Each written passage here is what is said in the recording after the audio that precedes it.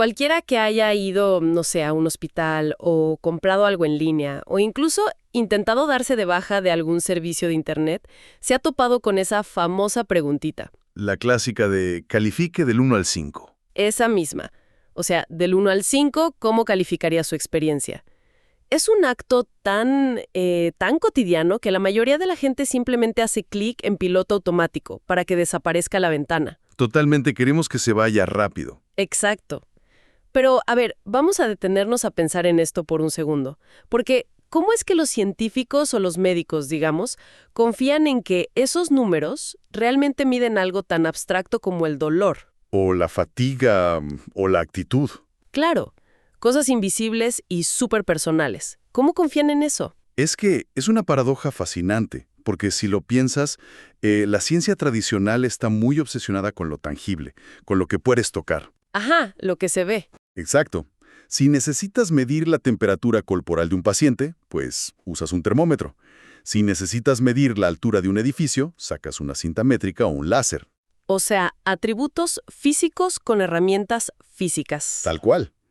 Pero cuando cruzamos la frontera hacia la mente humana y tratamos de medir cosas como la percepción o el sufrimiento, ahí entramos en un terreno donde la cinta métrica no nos sirve para absolutamente nada. Y es justo por eso que en nuestra inmersión profunda de hoy vamos a meternos de lleno en esta ciencia invisible de las encuestas. Me encanta el tema. Sí, vamos a destapar un poco el motor matemático y conceptual que usan los investigadores para asegurarse de que no les estamos mintiendo, o peor, de que no nos estamos mintiendo a nosotros mismos sin saberlo. Que pasa muchísimo, por cierto. Vamos a explorar cómo se construyen estas herramientas desde cero. Como si fuera una clase magistral de diseño de investigación. Exacto. Vamos a ver qué tipo de detectores de mentiras estadísticos se aplican antes de que una encuesta llegue a las manos de quienes nos escuchan. Me parece el enfoque perfecto. Porque, a ver, vivimos en un mundo gobernado por datos. Consumimos estadísticas todos los días. Sí, leemos titulares como el 70% siente estrés laboral. Ajá. Pero casi nunca entendemos la arquitectura invisible que sostiene esa afirmación. Así que como experto en educación, me parece genial que desglosaremos este proceso desde los cimientos. Para que la audiencia se lleve herramientas reales, digamos. Exacto. Para que puedan ver el código, la matrix detrás de cada formulario que llenen en el futuro. Bueno, entonces empecemos por la base absoluta. Porque antes de que a alguien se le ocurra redactar la primera pregunta, supongo que hay reglas. Uf, muchísimas. Las investigaciones metodológicas son muy estrictas. Hay, digamos, una especie de trinidad innegociable en la ciencia de los datos. A ver, ¿cuál es esa trinidad? Objetividad, validez y fiabilidad. Ya sea que el estudio busque números puros o historias cualitativas, esos tres pilares son la ley. Ok. Pero hoy enfoquémonos en los dos que realmente cargan con el peso pesado de la evidencia: la validez y la fiabilidad. Empecemos por la validez entonces. Claro, la validez responde a la pregunta más fundamental de todas. O sea, ¿el instrumento realmente está midiendo aquello para lo que fue diseñado? Bueno, suena a sentido común, ¿no? O sea, si hago una encuesta sobre manzanas, quiero medir manzanas. Suena súper obvio, en la teoría, sí. Pero en la práctica es donde los estudios se desmoronan por completo. Por eso la ciencia divide la validez en varias capas, como mecanismos de seguridad. Ajá. ¿Cómo cuáles? Por ejemplo, tienes la validez de contenido.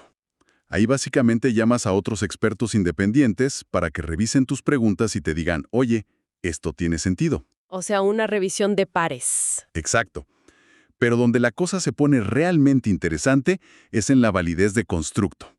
Esto verifica si el lenguaje y el concepto encajan con la población real a la que vas a evaluar. A ver, bájame eso a tierra. Dame un ejemplo de cómo fallaría esa validez de constructo en el mundo real. Claro. Imagínate que diseñas una encuesta exhaustiva para medir el estrés laboral, pero en trabajadores de la construcción. Ok, obreros. Sí. Y las matemáticas detrás de tu encuesta son impecables. Pero redactas todas las preguntas utilizando una jerga psiquiátrica y médica súper compleja. Uy, claro, palabras que no usan en su día a día. Exactamente. Tu encuesta podría ser matemáticamente perfecta, pero la herramienta falla catastróficamente porque el constructo, La forma en que armaste la idea. Eso mismo, el lenguaje no conecta con la realidad de esas personas. No estás midiendo su estrés, estás midiendo su capacidad de comprensión lectora de textos médicos. Wow, claro, la herramienta es inútil porque falló en el objetivo real. Totalmente inútil. Entonces, si la validez es asegurarte de que le estás dando al blanco correcto, ¿qué papel juega la fiabilidad en todo esto? La fiabilidad es pura consistencia. La pregunta aquí es, si aplico esta misma herramienta varias veces, en condiciones similares, ¿obtengo resultados consistentes? ¿Qué? O sea, que no cambia al azar. Exacto. En la investigación, esto se evalúa de muchas formas. Una es el método test-retest.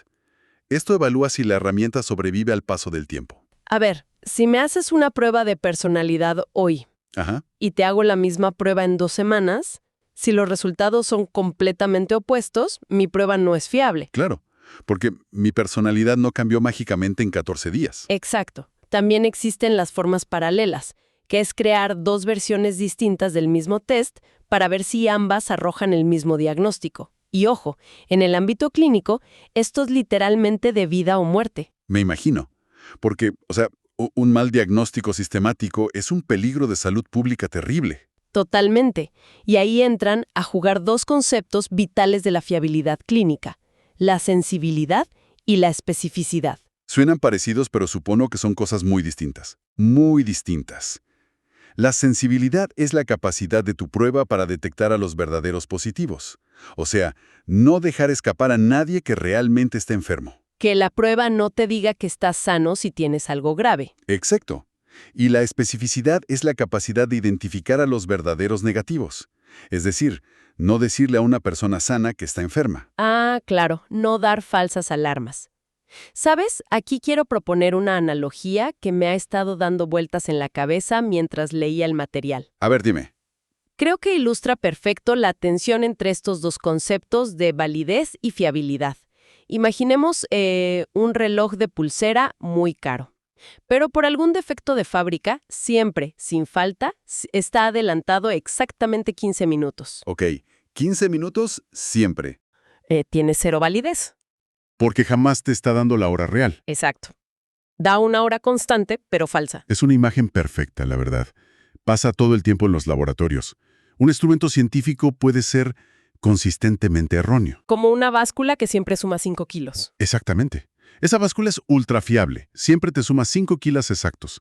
Pero no es válida porque no te da tu peso real. Por eso necesitas ambas cosas para que la ciencia funcione, Necesitas que el reloj marque la hora correcta que es la validez, y que los engranajes mantengan ese ritmo constante todos los días. que sería la fiabilidad. Así es. Pero a ver, aquí es donde mi cabeza empieza a chocar contra la pared un poco. Porque, entiendo cómo calibrar un reloj o cómo ajustar una báscula con pesas estándar. Ajá. Pero ¿cómo logramos que algo tan increíblemente subjetivo como el dolor encaje en estos criterios tan estrictos? ¿Cómo se construye un termómetro para algo que solo existe adentro de la cabeza del paciente? Esa es justamente la gran barrera que la metodología tuvo que romper. Y la forma en que lo resolvieron fue creando lo que podríamos llamar un embudo metodológico. ¿Un embudo? Ok, cuéntame más. Piénsalo así. No puedes medir lo invisible de golpe. Así que tienes que ir desmenuzándolo, bajándolo a tierra, paso a paso. Es un proceso que va desde la variable, pasando por la dimensión, luego el indicador, hasta llegar finalmente al ítem. De lo más grande a lo más chiquito.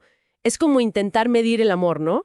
Si yo te pregunto en una encuesta, oye, del 1 al 10, ¿cuánto amas a tu pareja? Ese número que me vas a dar es puro aire. Sí, no significa nada científicamente, es demasiado abstracto. Exactamente. Amor es una variable demasiado gigantesca, demasiado nebulosa. Así que el investigador toma un bisturí y corta esa variable enorme en pedazos más pequeños, que llamamos dimensiones. Ok. En tu ejemplo del amor, las dimensiones podrían ser tiempo compartido, apoyo emocional y comunicación. Claro. Ya pasamos de una nube abstracta a 3 categorías súper concretas. Así es. Y de ahí tenemos que bajar otro escalón hacia el mundo físico, hacia lo que realmente podemos ver con nuestros propios ojos. Los famosos indicadores. Exacto. Si tomamos la dimensión de tiempo compartido, un indicador observable sería la cantidad de comidas que comparten a la semana. Tiene sentido. Si tomamos apoyo emocional, un indicador sería la frecuencia con la que tu pareja te escucha hablar de tus problemas laborales. Ok, y de repente hemos llegado al fondo del embudo, ¿verdad? Ese indicador se convierte en el ítem. ¿Qué es la pregunta literal que lees en el papel? O sea, la afirmación sería algo como, mi pareja y yo cenamos juntos al menos 4 veces por semana. ¿Cierto o falso? ¿Lo has descrito a la perfección? Es un trabajo de ingeniería inversa espectacular. De hecho, los textos de diseño clínico que estamos analizando nos dan un ejemplo fantástico con la kinesiología. A ver, ¿cómo lo aplican en kinesiología? Imagina que la variable gigante es la percepción del dolor en pacientes de fisioterapia. Como es imposible medir el dolor directamente. Porque cada quien siente el dolor distinto. Exacto. Entonces lo dividen en dimensiones: intensidad, frecuencia, localización y el impacto en la movilidad. Claro, porque el dolor no es solo cuánto te duele, sino cuándo te duele y dónde. Exacto. Luego toman la dimensión de impacto en la movilidad y buscan un indicador físico. ¿Qué tal el grado de dificultad para subir escaleras? Ah, algo súper observable. Y finalmente, eso se convierte en el ítem de la encuesta. Siento dolor punzante cada vez que intento subir un escalón. Y el paciente solo tiene que responder a eso. ¡Wow! Este mismo embudo se aplica a todo. Si quieren medir la fatiga mental, la desglosan hasta llegar a un ítem como, me cuesta mantener la concentración leyendo más de 10 minutos. Me resulta fascinante porque, te digo, cambia por completo la perspectiva. Cuando alguien va al médico y llena un formulario aburrido en la sala de espera, ve una pregunta sencilla como, ¿le duele al caminar? Y parece la cosa más mundana del mundo. Sí, parece un trámite. Pero en realidad, esa pequeña pregunta es la punta de un iceberg conceptual enorme. Es la última gota de un proceso de destilación científica. Te aseguro que no hay ni una sola pregunta lanzada al azar en un instrumento bien diseñado. Cada palabra importa entonces. Cada palabra es una red diseñada para capturar un tipo muy específico de información conductual. Ok, entonces el embudo funciona. Tenemos nuestro ítem meticulosamente destilado. Pero ahora tenemos un problema logístico gigante, creo. A ver, ¿cuál? ¿Cómo hacemos para que miles de personas respondan de una manera que un software estadístico pueda analizar matemáticamente? Digo, no podemos dejar que todo el mundo escriba un ensayo de 3 páginas sobre cómo se siente al subir escaleras. Sería imposible de analizar. Exacto. Necesitamos estandarizarlo, ¿no? Y aquí es donde hace su entrada triunfal la superestrella indiscutible de la investigación cuantitativa, el formato que conquistó el mundo entero. Ah, estamos hablando de la escala de Likert. La mismísima. Fue desarrollada ya por 1932 por el psicólogo Rensis Likert. Y el hecho de que casi un siglo después siga siendo el estándar de oro nos habla de su genialidad absoluta. Pero, a ver, ¿qué la hace tan especial? Porque a simple vista, para cualquier persona, es solo una cuadrícula con opciones, ¿no? Es que su genialidad radica en su simplicidad aditiva.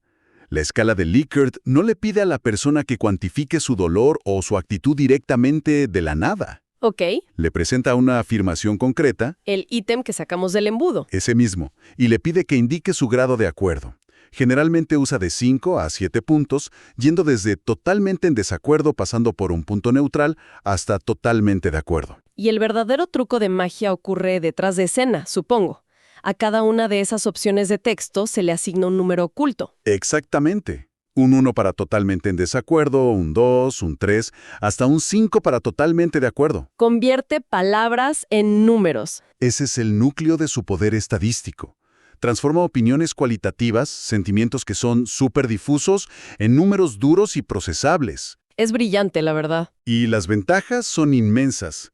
Es muy barata de aplicar, es increíblemente fácil de contestar sin importar el nivel educativo de la persona y, sobre todo, ofrece una gradación real de la intensidad. No te obliga a decir solo sí o no.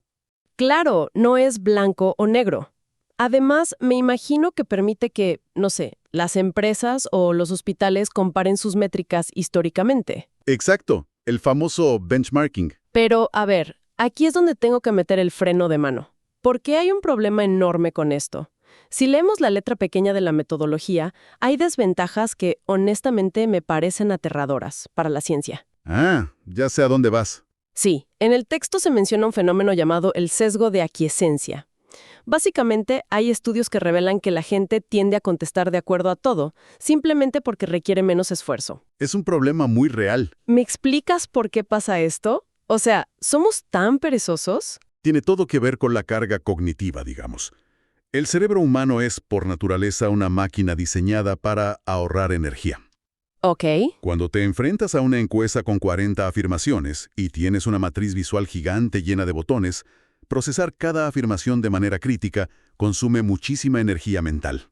Claro, terminas agotado. Así que, inconscientemente, el cerebro busca el camino de menor resistencia. Y ese camino es, básicamente, darle la razón al encuestador. Exactamente.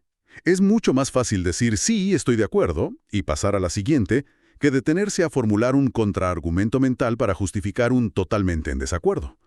Además, a nivel social, los humanos tenemos una tendencia natural a querer ser complacientes. A no causar problemas.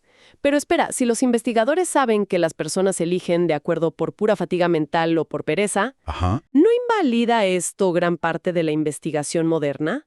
O sea, ¿no estamos construyendo castillos científicos gigantescos sobre la base de cerebros cansados que solo querían terminar rápido la maldita encuesta? Es una excelente pregunta. Y de hecho, es una de las críticas más feroces dentro de la psicometría. Si la gente responde en piloto automático, los datos son basura. Punto. Obvio. Pero la ciencia no tiró la toalla. En lugar de eso, crearon trampas dentro del diseño. Trampas cognitivas. ¿Cómo es eso? Exacto. Por eso las encuestas modernas alternan ítems redactados de forma positiva con ítems redactados de forma negativa. A ver, dame un ejemplo para visualizarlo. Imagina que la dimensión es la autoestima. La pregunta 1 podría ser, siento que tengo buenas cualidades. Ok, algo positivo. Y la pregunta 4 podría ser, a veces pienso que no sirvo para nada. Una afirmación negativa. Ah, ya veo. Si alguien está haciendo clic en totalmente de acuerdo por pura pereza a lo largo de toda la columna derecha, La matemática va a detectar instantáneamente que esa persona acaba de decir que es increíble y que es inútil al mismo tiempo. exacto, entró en una contradicción total. Es brillante. La estructura misma saca a la luz a los perezosos. Pero, a ver, asumo que la revisión manual de cuestionarios contradictorios tomaría años si tienes miles de encuestados. Necesitamos una máquina que haga ese trabajo sucio. Y vaya que la tenemos. Sabemos que los humanos somos inconsistentes, así que antes de lanzar una encuesta al público masivo, se hace una prueba piloto, y esos primeros datos se pasan por el detector de mentiras definitivo de la estadística. El famoso alfa de Cronbach, que por cierto suena a nombre de película de espías durante la Guerra Fría, te digo. Suena súper imponente, sí. Y es, digamos, el algoritmo guardián de la investigación. El alfa de Cronbach es la fórmula matemática más utilizada para evaluar la consistencia interna de un instrumento. Ok. Lo que hace es tomar las respuestas de la prueba piloto y pasarlas por un tamiz brutal. Bueno, vamos a intentar explicar cómo funciona este tamiz para nuestra audiencia, sin usar matemáticas súper densas. Porque los textos académicos hablan mucho de comparar la varianza de cada ítem, lo cual suena a clase de estadística a las 7 de la mañana. Totalmente, la palabra varianza asusta a cualquiera. Sí. Así que, en lugar de hablar de varianza, imaginemos que estamos evaluando si un grupo de personas baila al mismo ritmo. Me encanta esa imagen. A ver, explícalo por ahí. Bueno, si todos tus ítems de la encuesta están diseñados para medir exactamente la misma canción, digamos, la intensidad del dolor físico, entonces las respuestas deberían moverse sincronizadas. Ajá. Si un paciente puntúa un 5 indicando dolor extremo en la pregunta sobre subir escaleras, debería, por pura lógica, puntuar alto en la pregunta sobre caminar largas distancias. Su dolor dicta el ritmo del baile. Claro. Pero si en la pregunta 1 dice que le duele hasta respirar y en la pregunta 3 dice que se siente listo para correr una maratón, Alguien tropezó en la pista de baile. exacto, el ritmo se rompió por completo. Es una analogía perfecta. Esa falta de sincronía es exactamente lo que la fórmula del alfa de Cronbach penaliza sin piedad. El sistema rastrea si las respuestas están bailando la misma coreografía en toda la encuesta. ¿Y qué pasa al final del cálculo? Al final, el sistema te escupe un número frío y duro, que va entre el 0 y el 1. ¿Y cuál es el umbral para saber si sobrevivimos a la prueba? Si el valor que te devuelve el sistema es superior a 0.7 o idealmente 0.8, la comunidad científica te aplaude. Tu instrumento tiene una alta consistencia interna. Es fiable. Las respuestas tienen sentido entre sí. Exactamente. Pero a ver, ¿qué pasa si el número es bajo? Digamos que hago mi prueba piloto con 50 personas, paso los datos por el programa y la pantalla me arroja un miserable 0.5. ¿Se tira todo a la basura? ¿Se despide al investigador? Para nada, para nada. Que el ritmo se rompa significa que hay ruido en la comunicación, no que la idea central sea insalvable. Hay todo un plan de rescate estructurado para cuando el alfa de Cronbachs es bajo. Ok, ¿cuál es el paso 1 de rescate? Primero, revisa si redactaste preguntas ambiguas que la gente simplemente interpretó mal. Segundo, revisa si en realidad estás mezclando dos variables distintas en una sola encuesta y el sistema se está confundiendo. Claro, pidiendo que bailen dos canciones a la vez. Exacto. Y tercero, y esto es lo más común de todo, la estadística te permite identificar cuáles ítems específicos están arruinando la fiesta y los eliminas. Alto ahí, aquí tengo que hacer de abogada del diablo otra vez. ¿Me estás diciendo que si mi encuesta reprueba el examen del 0.7, Sí, yo como investigadora puedo entrar al sistema, identificar las preguntas que no me convienen y simplemente eliminarlas hasta que la matemática me dé el número aprobatorio para publicar mi estudio? O sea, eso desde afuera suena sospechosamente a hacer trampa. entiendo perfecto por qué lo dices. Suena a forzar los datos a martillazos, la verdad. Es una reacción supernatural pensar eso. Y sí, es una línea ética muy fina, pero hay una distinción estructural gigantesca entre manipular datos y calibrar un instrumento. A ver, convénceme. Tienes que recordar en qué fase estamos. Estamos en la prueba piloto. Aún no estamos analizando los resultados del estudio final para sacar conclusiones. Estamos apenas construyendo la regla con la que vamos a medir el mundo real. Ok. Cuando eliminas un ítem que arruine el alfa de Cronbach, no lo haces para fingir un resultado. Lo haces porque la matemática te acaba de demostrar empíricamente que esa pregunta era defectuosa. ¿Cómo así defectuosa? Piénsalo como afinar una guitarra antes de un gran concierto. Si tocas un acorde y suena espantoso, no estás falsificando la música al cambiar o tensar la cuerda que está desafinada. Ah, estás arreglando la herramienta. Estás asegurándote de que todas las cuerdas vibren en armonía. Si estás validando una encuesta sobre calidad de atención médica, ¿ya a alguien del equipo se le ocurrió incluir una pregunta sobre qué tan bonito era el color de las paredes de la clínica? Obvio, las personas van a responder eso de manera totalmente aleatoria respecto a cómo los trató el médico. Exacto. El alfa de Cronbach va a detectar esa disonancia de inmediato y te dirá que ese ítem de la pintura no baila al mismo ritmo que la atención médica. Tiene todo el sentido. Eliminarlo no es hacer trampa, es purificar la herramienta, es quitarle el ruido para que quede solo la señal médica. Qué buena forma de verlo. Quitar el ruido para dejar la señal. Es que, si damos un paso atrás y vemos todo este viaje metodológico que hemos recorrido hoy, es como ver las tuberías detrás de las paredes de un edificio. Sí, es un nivel de rigor gigantesco que la mayoría de las personas ignora por completo cuando marcan una simple casilla en Internet. Totalmente.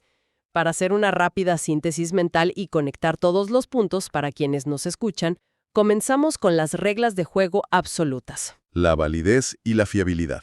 Exacto.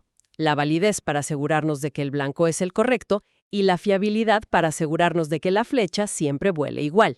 Luego vimos el famoso embudo de diseño. Donde tomamos números conceptuales inmensas como la fatiga o el amor y las partimos en dimensiones e indicadores observables. Los cuales, a su vez, convertimos en afirmaciones puntuales montadas sobre la escala de Likert, del 1 al 5, transformando mágicamente la psicología cualitativa en un mapa numérico y, de paso, sorteando la pereza mental de la gente con preguntas invertidas. Un resumen perfecto.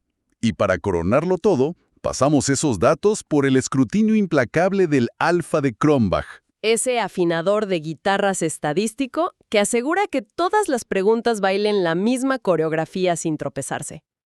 La aplicación práctica de todo esto, no sé a ti, pero me parece fascinante. Es vital para entender el mundo moderno. Creo que la próxima vez que cualquier persona de nuestra audiencia reciba un correo pidiendo 5 minutos de su tiempo para evaluar un servicio, van a saber que esa simple pantalla no es un mero trámite administrativo para molestar. Definitivamente no lo es.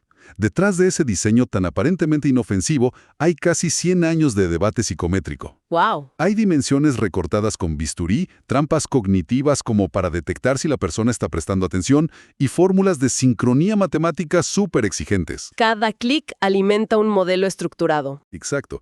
Cada clic que la persona hace Alimenta un modelo matemático muy complejo, diseñado específicamente para traducir la subjetividad humana en ciencia objetiva.